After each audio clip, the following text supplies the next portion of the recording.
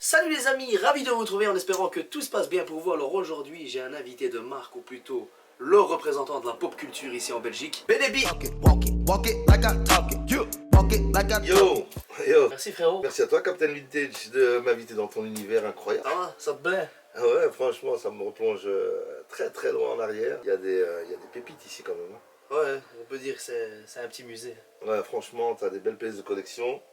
Après, je pense que j'ai grandi trop vite. Mais il y a des trucs que j'ai utilisés. D'ailleurs, la petite caméra JVC que je vois là, vraiment, chapeau, t'as bien fait ça. Merci, c'est cool. Mais justement, je me suis toujours posé la question, étant donné que t'es quand même un représentant de la pop culture ici en Belgique.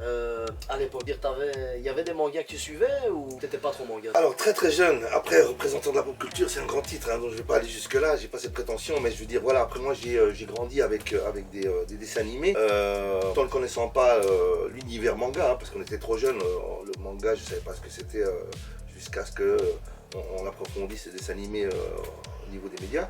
Mais je regardais, moi, à l'époque, comme beaucoup de jeunes de mon âge, c'était tout ce qui était Goldorak, un peu plus tard les Ken les Survivants, mais sinon c'était Albator, puis des trucs plus à l'eau de rose comme des Candy, des Heidi. Ouais.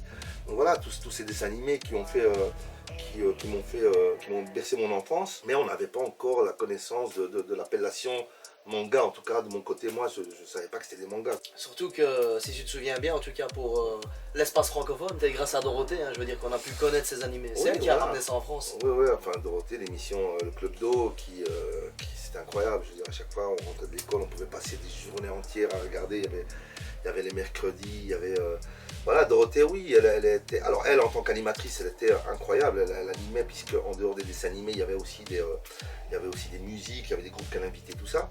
Mais la chaîne, en tout cas, qui l'avait engagé à cette époque-là, et cette émission du Club d'eau nous permettait de voyager dans divers univers comme ça de bande dessinée, et c'était pour notre plus grand plaisir, quoi. Mais je me permets de rebondir là-dessus, parce que moi, en tout cas, il y avait une musique à l'époque qui m'avait choqué, dans le sens positif. Hein. Ouais. Je l'écoute même encore maintenant avec mon fils des fois en voiture. C'était la musique La Valise. Ah oui, mes chaussettes. C'est ça, petit pois. Et des chaussettes rouges et jaunes à petits pois. Explique-moi, ça s'est improvisé? Comment ça s'est passé? Oui, en fait, ce qui est incroyable, c'est que maintenant, avec le recul, quand je regarde un peu les photos, tout ça, je pense que Dorothée, elle était vraiment, elle était attirée par tout ce qui était rap, hip-hop et tout ça. On la voit souvent avec des tenues un peu Chicago Bulls, des casquettes et tout ça. Elle nous invitait tout le temps, elle nous aimait. Ah, vous êtes partis plusieurs fois, ça veut dire? Ah oui, c'était chez nous là-bas, on était tout le temps là-bas et on faisait des journées entières. On a même participé à son film qu'elle avait fait pour Noël avec sa valise, justement. C'est vrai. Où elle voyageait. C'était vraiment une comédie musicale. On a eu la chance de faire partie de cette histoire, de cette aventure. Trop bien. Et Dorothée, à chaque fois qu'elle nous recevait, en tout cas, elle s'habillait comme nous. Et elle nous aimait beaucoup, elle nous défendait même par rapport à tous ces détracteurs qui à l'époque ne nous aimaient pas et qui disaient qu'on ne faisait pas du rap. Elle était vraiment énervée contre ça. Et donc, au fur et à mesure qu'on arrivait dans ces émissions à elle, il y avait chaque fois des musiques avec les musclés, hein, ces musiciens qui étaient là. Et il y a eu ce jour où elle avait fait cette chanson. Et elle nous avait demandé de chanter avec elle, parce qu'en fait ce plateau, si tu veux, où il y avait les musiciens, il y avait les musclés, où elle chantait, nous entre temps, quand on passait pas, on était dans les coulisses, et des fois on passait pas, et c'était un peu comme chez nous. Du coup, quand elle a fait sa chanson, et que nous on avait déjà fait une prestation, je pense avant, on avait fait Vous êtes fous, qu'est-ce qu'on fait maintenant, je sais plus.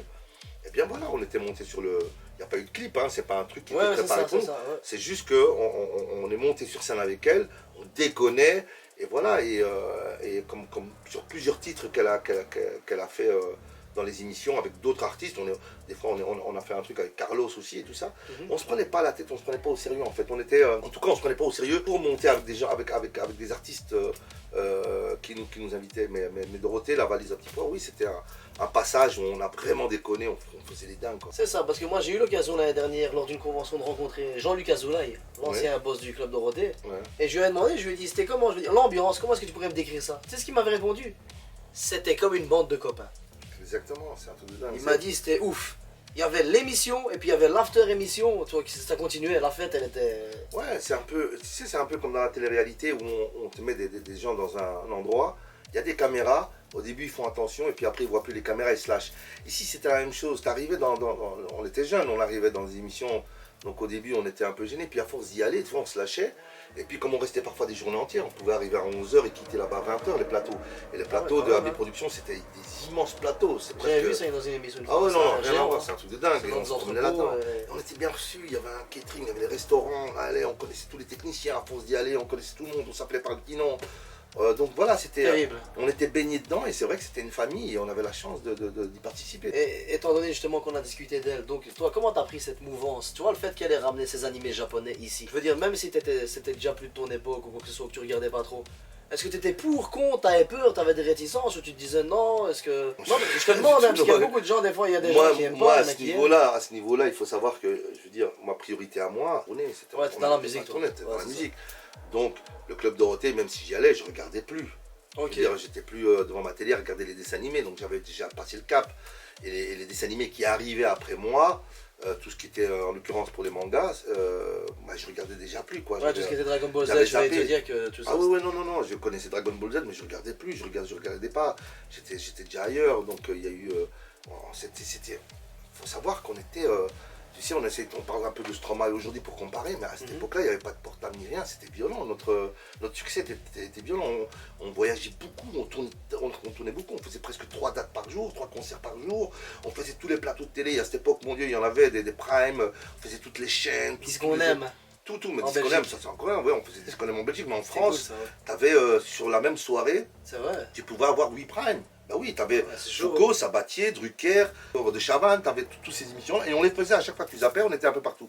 Ouais, donc j'avais plus le temps, j'avais plus le temps parce qu'on était professionnellement très pris. Et puis après, quand ça s'est calmé et que c'était en 94, 95, voilà, moi je revenais, il fallait que je me pose et j'étais déjà un gamin qui avait sur ses épaules plein de charges, des responsabilités, tu vois, donc j'avais pas le temps de regarder la télé. Comment t'expliques, je veux dire, parce que maintenant t'as remarqué que les mœurs elles ont énormément changé, en tout cas dans le domaine du hip-hop et du rap. Moi c'est ce que je constate à l'heure actuelle, tous ceux qui sont dans la musique, le rap, qu'ils soient en France, en Belgique, même aux States, ils ont cet attirance justement, toi, tout ce qui est super-héros, manga, je sais pas, est-ce que tu penses, il y a une corrélation dans tout ça, il y a quelque chose? Oui, il y a un lien, l'un ne va pas sans l'autre. Aujourd'hui les mangas sont de plus en plus trash et le rap est de plus en plus trash parce que la nouvelle génération est de plus en plus trash. Quand je dis trash, c'est pas un mot extrême, c'est juste que elle est plus dure, elle est moins romantique, il y a plus de slow, dans le rap il y a plus de titres vraiment romantiques, on en revient maintenant parce qu'avec des artistes comme Taïk et tout ça, et Dadju, voilà, on revient un peu au zouk, R&B et tout ça. Mais dans le rap proprement dit, en tout cas, il y a quelques années, il n'y a plus de dessins animés comme des Candy, comme des Heidi, où on pleure ou un truc. C'est fini. Les dessins animés sont trash, c'est des trucs qui vont très vite, même pour les tout petits. Voilà, les images vont vite. Donc, je pense que tous les créateurs se sont adaptés à cette génération aujourd'hui qui consomme très vite en fait. Et donc du coup alors soit c'est une suite logique parce qu'il y a l'évolution, ou soit c'est un moment et puis à un moment donné ça va peut-être revenir comme avant, mais je sais pas, je pense qu'on est dans une ère où tu sais c'est pas mauvais ce que je vais dire, c'est un peu l'autodestruction, tu vois, c'est un truc qui fait que c'est inévitable. On consomme, on va très vite, on prend plus le temps de rien. Et c'est ce qui se passe, voilà, avec la musique aussi. Et le dessin animé, c'est un lien parce que le consommateur est le même. Celui qui va regarder à 14 ans ces dessins animés, mangas, qui sont très violents, et puis qui va écouter en même temps un rap très violent où on parle de drogue, de sexe, d'amour, de tous les trucs comme ça. Enfin, pas d'amour, mais...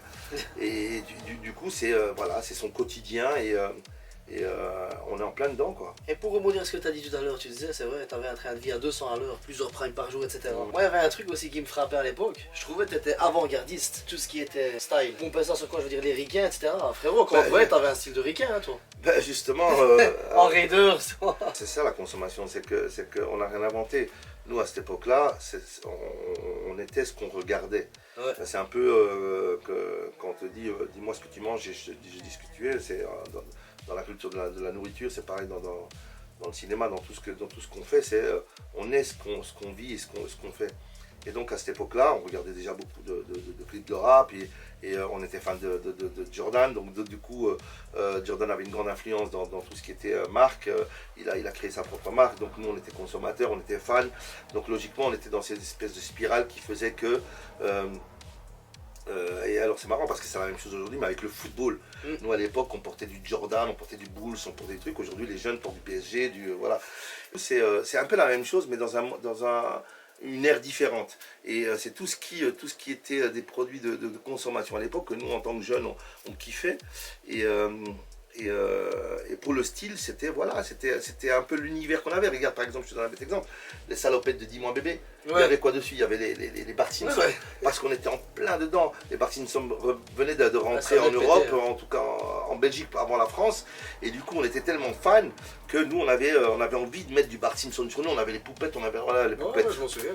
Les poupées et les marionnettes, je faisais les poupettes. Voilà, nouveau terme. Entre poupées et marionnettes, j'ai créé les poupettes. Déposez, s'il vous plaît. Ouais, on était, je pense, parce qu'on était plus une espèce d'artiste sandwich qui portait, mettait en avant ce qu'il consommait, tu vois. Et du coup, comme il y avait des jeunes, enfin, on touchait les plus jeunes, ça leur parlait. Puis voilà, et puis ils voyaient des artistes qui faisaient. On était une espèce de pack. T'avais un petit jeune qui faisait du rap, qui dansait, qui breakait, qui rappait, qui portait des salopettes avec des skinny Bart Simpson, tout en un, quoi. On avait décidé de tout mettre en un. Puis pour la suite, ça a évolué, mais c'est vrai qu'on était très, on était inspiré par les États-Unis, quoi. Et donc tu kiffais alors tout ce qui était NBA? Donc si je comprends bien, Jordan, etc. Tu regardais oui, basket à l'époque? Oui, voilà, parce qu'il n'y avait que ça à l'époque. Je veux dire. Une grosse question à lui poser. Comment ne pas être fan des Chicago Bulls. Ouais, parce qu'il n'y avait pas que les Chicago Bulls, il y avait les Lakers, il y avait toutes ces équipes-là, et puis dans chaque équipe, il y avait des joueurs qui étaient vraiment très très importants et qui marquaient les esprits. Et puis en plus, il y avait les influences avec leur signature, leur basket, les baskets de Shaquille O'Neal, celle de Scottie Pippen, celle de Jordan, pour ne citer que lui. Voilà, donc on était là, on était dans ce bain-là, et c'était la tendance à l'époque, qui n'est plus forcément aujourd'hui. C'est vrai. La question que je voulais te poser, c'est qui pour toi le GOAT? Tu mets Jordan ou LeBron? C'est pas une question, ça c'est... Quoi Jordan c'est... Jordan, il est au basket ce que Mohamed Ali est à la boxe. Ouais, d'accord. Bah oui, non, parce que les générations mais oui, mais après, elles aiment bien mettre LeBron. ça ne nous donne pas non plus la légitimité d'avoir raison. C'est juste que voilà, nous on sait d'où on vient, on comprend. Moi je comprends pourquoi Jordan, et je l'explique. S'il y en a un qui kiffe LeBron, et puis il y en avait d'autres, comme je t'ai dit, j'en ai cité d'autres. Mais voilà, moi Jordan, ça a été parce que Jordan, c'est aujourd'hui, on est quand même en 2023, et quand tu regardes dans tout ce qui est génération sneakers et dans tout ce qui est justement ce business de la sneakers et de la basket, Jordan il est toujours là, quoi. Jordan parce que c'était un beau sportif. Et puis il avait une particularité, il a réussi à symboliser son envol, qui est devenu un logo. Puis il y avait sa langue qui sortait, puis il y avait... C'était une espèce de gentleman dans le basket, tu vois. Il y avait un truc qui était plaisant, c'était un super-héros. Voilà, il était capable de renverser le match, toi, à 2 minutes de la fin, il te faisait des dingueries. Non, le truc c'est que c'est facile d'oublier un sportif ou quelqu'un qui a vraiment cartonné comme un truc de haut niveau. Aujourd'hui, on va te dire, ouais, Mohamed Ali, tu prends Tyson, tu le mets sur le truc, il le démolit. Parce que c'est pas la même chose, c'est pas la même génération et c'est pas le même temps. Comme au foot, on te dit Messi est meilleur que Maradona. Voilà. Mais parce qu'ils n'ont pas les bases et qu'ils n'étaient pas là, ils n'ont pas vécu ce qu'on a vécu. Mais Jordan, aujourd'hui, quand on regarde encore aujourd'hui, ce type, il a toujours de la prestance. Et puis, c'est devenu un businessman, il a un truc de dingue, il gère son image, il gère tout. Mais voilà, mais en tout cas, pour ce que nous, on a vécu à cette époque-là, des matchs de basket, il y a des trucs de fou. Et puis après, voilà, je veux dire, tous les artistes ont très très bien porté Jordan. Il y a eu des couleurs, il y a cette vareuse de Jordan avec son numéro. Et puis voilà. On n'a plus vendu après lui, le numéro 23 il est resté que pour lui au Chicago. Ah, moi on ne touche pas. C'est clair. Sinon, du point de vue, parce qu'on a parlé un petit peu de manga, etc., est-ce que tu es un cinéphile ou est-ce qu'il y a des films, je veux dire, qui t'ont marqué à l'époque? Tu sais bien, moi je suis très axé pop culture. Est-ce que tu as des titres comme ça ou des films des années 80? Ouais, des années 90, 80. Ouais, bah justement, ouais. Écoute, encore une fois, je viens d'une génération où tout se créait, tout était inventé, on découvrait, et on le voit par rapport à aujourd'hui où c'est moins. Je critique pas encore une fois, mais je veux dire, le cinéma aujourd'hui, il est un peu plus pauvre. Moi, je trouve qu'il s'essouffle. Il s'essouffle parce que je viens d'une époque où les acteurs étaient des acteurs. Tout à fait. Aujourd'hui, même s'il y en a qui ont du talent, ce qu'on fait, on va chercher les acteurs sur des stand-up. Et puis moi j'ai toujours été fan des films américains plus que les films français, même s'il y a des films français qui m'ont marqué un peu plus tard. Mais à l'époque, voilà, les Américains arrivaient à nous faire rêver. Et dans les années 80 et 90, comment veux-tu faire plus fort que E.T., que Jurassic Park, que les Gremlins, que les Goonies? Et je peux t'en citer encore plein. Ces films-là qui, classique. Voilà, qui en 1 heure et demie arrivent à te donner des émotions, mais incroyables, des frissons, des émotions de tristesse, des émotions de joie, des émotions de peur. Et puis il y avait ces films de Noël, tu vois, c'est ce qu'on attendait. Je me permets, comme tu étais dans la musique, etc., et comme tu es dans la zik, tu trouves pas aussi que les sons, les soundtracks d'époque, elles étaient plus percutantes? Ben, tu vois, t'avais du John Williams, du Hans Zimmer. Quand Oui. t'écoutais ça, t'étais... Oui, puis Rien que les musiques, elles en mettaient un coup, je trouve. elles étaient jouées, mais encore une fois, ils mettaient la qualité. Ils savaient que quand ils allaient faire un film, pour certaines scènes, tu sais, c'est souvent joué avec des orchestres en direct sur des trucs comme ça. Et les musiques, elles sont choisies, mais vraiment, elles sont sélectionnées parce que ces cinéastes-là, ils ont compris que la musique était très importante, qu'elle véhiculait des émotions. Je veux dire, tu vois, dans chaque passage, encore une fois, dans les Gremlins, tu vas voir s'il y a cette atmosphère avec les... Il y a des moments où tu passes comme ça de l'humour à la frayeur et tout ça. E.T., ouais. ces musiques pouvaient te faire pleurer. Jurassic Park, cette musique elle te fait voyager, elle te donne une espèce de grandeur. Quand on voit les dinosaures, tu as l'impression d'être dedans. Et ça, c'était très très important aussi. C'était presque aussi important que de prendre des images, tu vois. Donc, ces musiques-là, elles sont intemporelles. Et donc tu penses quoi alors des films des fois à l'heure actuelle qu'on fait, les reboots, les fameux reboots et les fameux remakes?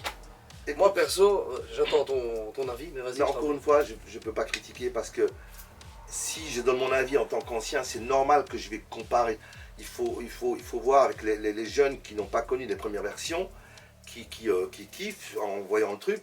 Ce qui est marrant, c'est de leur dire, mais tu vois, là, ce que tu as regardé, c'est un cover, ou c'est une reprise, ou c'est d'un truc qui a déjà existé. Mais à l'inverse, quand eux regardent la première version, ils sont déçus. Ouais. Parce que ça va pas assez vite pour eux. Ouais, c'est peut-être parce que les images, voilà. Nous, on était impressionnés par ces images-là. La première fois qu'on a vu le dinosaure, le T-Rex dans Jurassic Park, c'était... je vais aller plus loin. Je veux dire, tu as le King Kong de 1976, c'est vrai, noir et blanc, t'as pas connu, que moi j'ai regardé quand j'étais gamin et qui me faisait Aujourd'hui, quand je regarde, je me dis, mais l'innocence qu'on a quand on est enfant, c'est un truc de dingue. Par contre, il y a un King Kong qu'ils ont fait et qui pour moi est le meilleur. Pour moi, c'est celui qui est le mieux fait, je crois que c'est en 2003. Celui des années 80 ou celui de 2003 de Peter Jackson sur l'île? Celui du réalisateur de Seigneur des Anneaux. Ouais, Peter Jackson, c'est ça. Oui, il est chouette, où il se bat contre des T-Rex. Voilà, le T-Rex, pour moi, c'est le meilleur. Après, je pourrais t'en conseiller un qui est sorti un dernier, Kong Island. Ah non. Non? Alors là, non. Non! Alors là, mais non, c'est vrai. Mais attends, mais t'as vu comment il se tient? Ah, je le trouve, il est géant, moi. Il a la taille de la Tour du Midi. Oui, ce qui t'impressionne, c'est que ils ont voulu jouer sur la taille. Ouais, moi il est... Mais il n'a plus rien d'un singe. Quand il marche, je comprends. Regarde, écoute-moi, je te le jure, quand il marche et comme ça et qu'il se retourne, je te le jure, on dirait moi dans la salle de bain quand je suis... Non, c'est horrible, il est pas beau, il est... Les autres calgués, peut-être c'est un humain, je sais pas. Non, ouais, mais c'est ça qui... Non, c'est pour ça que c'est pas comparable, il est moche, il est pas beau, il ressemble pas à un singe, on dirait, il a des allures d'être humain, il se tient droit. Ce sont des erreurs, je veux dire. King Kong, c'était un gorille, c'était un vrai gorille, tu vois. Et dans celui de Peter Jackson, ils ont tout gardé, ils ont sa morphologie, sa façon de se tenir, la gestuelle. Et quand tu regardes, il lui manque plus qu'un cigare et un chapeau à celui que tu kiffes toi. Et c'est ça la différence entre toi, ta génération et la mienne. Non, il faut, à un moment donné, il faut regarder... Ah, moi je t'assure, c'était justement, c'est rare, hein, je suis très dur avec les remakes. Toi, Ghostbusters, j'ai pas aimé, Robocop remake, j'ai pas aimé, Total Recall remake, j'ai pas aimé, j'aime bien les anciens. Mais King Kong, c'est le seul vraiment où je me suis dit, ah ouais, quand même. Regarde de nouveau, revois de nouveau, regarde-le, tu vas le regarder, et regarde-le de la manière où tu vas voir. Je te dis, tu lui mets un chapeau au moment où il marche comme ça et qu'il se retourne, je te dis, c'est presque, I'll be back. Tu vois, c'est pas, il n'y a rien de naturel, je sais pas ce qu'il a voulu faire voilà, il s'est dit, je vais faire un gorille plus grand pour impressionner, mais il avait rien d'impressionnant, il n'était pas... Il n'était pas attirant, il n'était pas attachant ce gorille-là. Il n'était pas attachant comme le gorille de Peter Jackson. Et puis voilà, des scènes qui rajoutent. Et puis les monstres, ils veulent les faire de plus en plus grands, de plus en plus trucs, de plus en plus méchants. Et puis ça part sur des trucs bizarres et tout. Je trouve qu'il faut laisser... Rien dans Peter Jackson quand il arrive dans la ville. De King Kong, tu vois, il a cette posture de gorille, tu vois. L'autre, tu l'aurais mis en ville, il aurait été faire du shopping, le tien là. Tellement il se tient droit, il aurait acheté un costard, il aurait demandé où est le Zara, tu vois. Non, mais ça c'est... Voilà, mais encore une fois, c'est la vision, c'est la façon dont toi et moi, et tous les autres, on voit comment on capte la chose et comment comment je veux dire, on l'assimile dans notre esprit, quoi. Mais voilà, mais sinon, mais, écoute, c'est pas... Je t'ai fait voyager, là. Bah oui, bah écoute, bah, oui, je parle et je regarde encore, il y a plein de choses qui sont incroyables, parce que je vois les dinosaures, on parle de Jurassic Park, les dinosaures sont juste là. C'est ça. Et t'as les Jeeps, t'as les 4x4, t'as tous les... Ouais, c'est tous des jouets à l'époque que j'avais acheté encore en franc belge, dans le fameux magasin Christiansens. En franc belge, Christian Qui a été racheté par Bar Smith. Incroyable, tu vois, t'as Ouais, il y a du Chevalier du Zodiac, des Chevalier du Zodiac, bien sûr, dans le Chevalier du Zodiac. Ouais. La mure la plus connue, la plus recherchée, c'est laquelle? La plus recherchée, la plus connue en Chevalier du Zodiac? Ouais. Oh, il y en a plein, hein. Sagittaire, Balance. Voilà, quand tu l'as dit toi, mais Sagittaire. L'armure du Sagittaire, c'est la plus puissante. Ah, c'est Sagittaire. Bah oui. Je sentais le truc arriver, toi. Je suis Sagittaire. Mais voilà, par exemple, tu vois les Chevaliers du Zodiac, j'ai regardé un peu, mais voilà. T'as pas accroché? C'est pas que j'ai pas accroché, c'est que j'ai tourné la page. À mon avis, j'ai kiffé en ce moment-là quand on regardait. Mais voilà, j'ai pas... Parce que c'est un beau dessin animé, même du point de vue musical, je pourrais te le conseiller. C'est un des plus beaux dessins animés pour les musiques, en tout cas. Moi, j'ai plein d'admiration pour vous quand je vous vois encore rester dans votre univers. Et quand je dis vous, parce que voilà, il y a des DK, il y a plein de gens que je connais qui sont là, des 10 et Goldorak et tout ça. Et voilà, c'est moi ce que j'appelle un peu, c'est pas ça, mais voilà, je me dis un peu le syndrome de Peter Pan, c'est de continuer à voyager dans cet univers-là et de rester jeune et de collectionner tout ça. Moi, je pourrais pas le faire, c'est pour ça que j'ai de l'admiration pour vous. Et même si quand j'étais gamin, je collectionnais les Big Jim. C'est vrai? Ouais, les Big Jim qui sont appelés après les Big Jim, c'était les, comment on les appelait? Parce que j'ai pas eu moi ça. Ah bah oui, ça portait un autre nom après. Allez, c'est un nom connu, comment on appelle les figurines? Ça portait un autre nom, je me demande si c'est pas une marque d'ailleurs. Mais les Big Jim, c'était, je pouvais en avoir, j'en mettais dans une valise, j'en avais 6 ou 7. Ouais. Et ça me faisait, c'était mortel. T'avais le nageur là avec les palmes et tout ça, puis t'avais l'autre militaire, mais voilà, mais à ce moment-là, quand j'étais jeune, c'est un petit peu comme des sortes d'action man. Voilà, les action man après, qui sont venus après. Mais du coup, voilà, j'ai eu ça, j'ai eu ma passion à ce moment-là. Et puis c'est parti avec le temps. Je pense que le métier d'artiste m'a fait grandir trop vite et à retirer ce côté un peu innocent que j'avais. Même si aujourd'hui j'ai toujours du plaisir à regarder avec mes enfants des Jurassic Park et des King Kong et des voilà. Dis-moi, justement, toi qui étais dans le rap, ton artiste de l'époque qui a tout flingué pour toi, américain. Si tu devais en choisir un, ou bien t'as un top 3. Je sais que c'est difficile, hein. Non, parce que tu sais, encore une fois...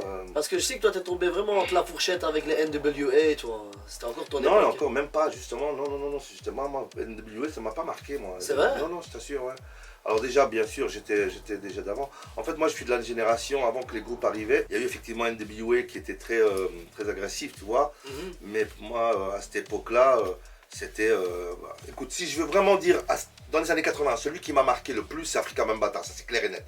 Afrika Bambaataa portait l'électro, et moi comme je suis danseur à la base, mais déjà depuis tout petit, il avait ce côté, voilà. Donc Afrika Bambaataa, c'était l'artiste par excellence dans les années 80, et puis après sont arrivés tous les autres. Tu avais Rob Bass pour Rob Bass, DJ Z-Rock pour It Take Two, tu avais Eric B. Rakim, tu avais LL Cool J qui était, tu avais Public Enemy avec le Fight Power. Donc, il y avait aussi Dougie Fresh, je sais pas si ça dit quelque chose. Oui, moi si Dougie Fresh, je sais pas qui c'est. Parce qu'il y en a qui connaissent pas, ils connaissent juste le son dans Ghostbusters 2. Mais alors ce qui est marrant, c'est que des fois quand je parle avec des anciens, et tu sais, parce qu'aujourd'hui, même si on voit pas la différence d'âge, quand on était jeune, elle était flagrante. Je veux dire, aujourd'hui, quelqu'un qui a, on va dire... je comprends ce que tu veux dire, même 15-10 ans voilà, toi, 40, il est capable de... Voilà, quelqu'un qui a 40 ans et l'autre qui a 45 ans, les 5 ans ne vont pas vraiment se voir à 40 et 45 ans ou 40-50 ans.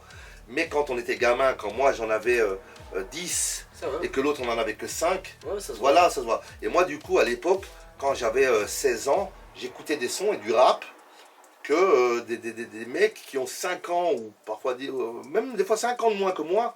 Non, je connaissais pas. Parce que voilà, ce qu'il y a aussi, c'était que c'était vraiment, c'était le rap, c'est les rap basiques, quoi, après Grand Master Flash et tout ça. Et donc voilà, je pense que chaque artiste est arrivé dans ma vie à une période et j'ai kiffé ce moment-là, même si ça a duré 3 mois, 4 mois, 5 mois. Mais ces artistes-là, ils ont fait partie d'un moment de ma vie. Et donc j'ai pas vraiment de préférence. On peut pas on peut pas, c'est pas possible d'avoir un artiste préféré parce que déjà moi je viens du hip-hop, je viens pas du rap. Le hip-hop c'était plusieurs cultures, plusieurs disciplines et du coup dans le hip-hop il y avait plein d'artistes qui contribuaient à faire propager le hip-hop et donc il y avait des artistes qui amenaient leur touche et des fois au même moment. Donc tu pouvais aimer LL Cool J et Eric B. Rakim et Run DMC au même moment parce qu'ils avaient chacun sorti un single et on aimait tous ces artistes-là. Donc j'ai jamais vraiment eu de préférence ou de préféré. Et sinon dans ma pièce ici, dans ma caverne d'Alibaba, là, dans ma vintage room, il y a une pièce ici qui t'a choqué, je veux dire. Alors je regarde, je continue. Ouais, excuse-moi, en même temps tu regardes, putain, t'analyses. Je continue à regarder. Par exemple, tu vois, Star Wars, j'ai aimé, mais je suis pas un grand fan, par exemple, tu vois, de la saga Star Wars. Je regarde tous les films, ils sont magnifiques, mais voilà, j'ai pas d'impact.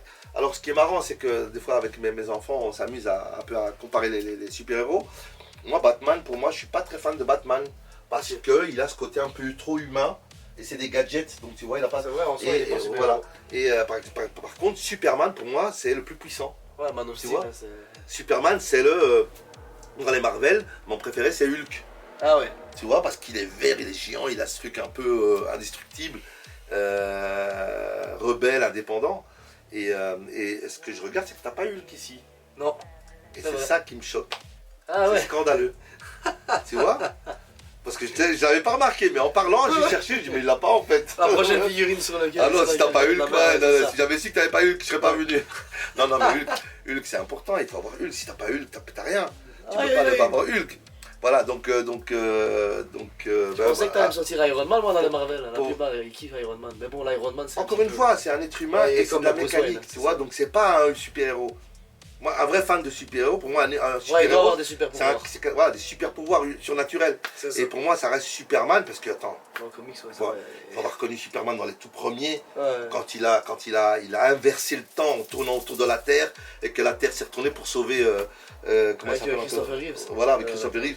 Et puis voilà, et puis il y a tout, il y a ses rayons de ses yeux, moi, ce que j'ai kiffé, par exemple, dans les derniers Superman, c'est quand il est revenu à la vie, et qu'il s'est battu avec Batman. Équipement noir. Et qu'il s'est battu avec Batman, parce que tu vois, il y a Batman qui, avec la kryptonite qu'il avait battu au début, et puis... Mais quand il est revenu, il a mis tout le monde d'accord, je veux dire. Attends. Surtout à un moment donné quand l'image s'arrête et qu'on voit Flash qui tourne autour de lui et qui regarde.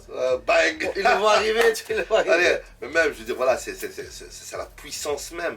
Et oui, donc il est super, Clark, vraiment, l'humour, avec l'argent, tu vois. Encore une fois, dans Iron Man, ce qu'il faut voir aussi, c'est l'argent. Tu vois que ce mec, j'ai l'impression que le message, c'est tu as de l'argent, tu fais ce que tu veux, tout ça. I'm rich. Et la chance pour des mecs comme Superman, enfin de lui, c'est déjà un extraterrestre. Hulk, c'est d'avoir été infecté par ce fameux truc qui l'a transformé. Ouais.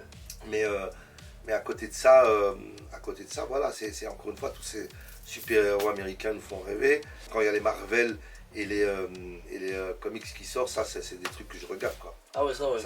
Ouais, parce qu'aujourd'hui ils arrivent encore à me toucher quand je veux voir les films. Bon, en tout cas, c'était cool, hein. Merci pour cette vidéo. De rien, avec plaisir, merci à toi de m'avoir accueilli. J'ai kiffé, je ne reviendrai plus tant qu'il n'y a pas Hulk ici. Voilà, comme ça tu le sais. Mais franchement, chapeau. Et je vous incite à venir chez Captain Vintage, venir dans son univers, venir dans son... Comment t'appelles cette vintage room? Vintage room, ouais. Sa vintage room, ça vaut vraiment la peine, on est vraiment bien installé. Il manque encore 2-3 petits détails, je vais lui en parler, il va transformer tout ça. Et vous allez kiffer, vous allez même payer pour venir, c'est moi qui vous le dis. Sur ce... Yo! N'oubliez pas de liker et partager. On appelle ça le vent. Ah! Pardon! Non! Ah, je croyais que tu faisais ça! Non, c'est bien, bêtisier!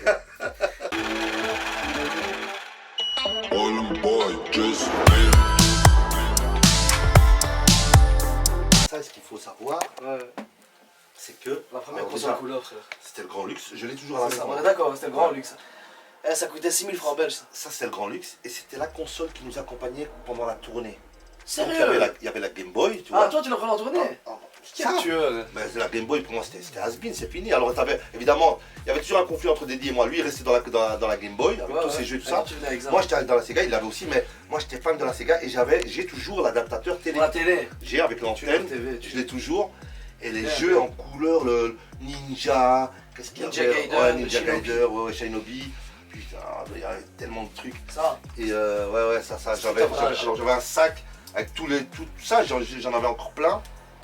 Et voilà, et c'était un truc de dingue, quoi. Tu ris, hein.